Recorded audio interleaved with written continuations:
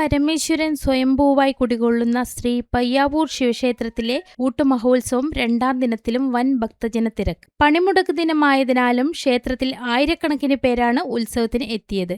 വൈകുന്നേരം 5:30 ആരംഭിച്ച മേളപ്രദക്ഷിണത്തോടു കൂടിയുള്ള തിടമ്പ് എഴുന്നള്ളത്തും തിരുനൃത്തവും കാണാൻ വൻ ഭക്തജന തിരക്കാണ് ക്ഷേത്രത്തിൽ കാണുവാൻ സാധിച്ചത്.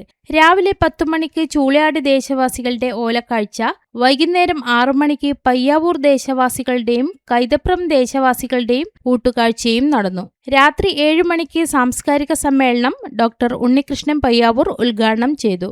രാത്രി 8:30 കണ്ണൂർ അദീന അവതരിപ്പിക്കുന്ന ഫോക്ക് മെഗാഷോയും അരങ്ങേറി.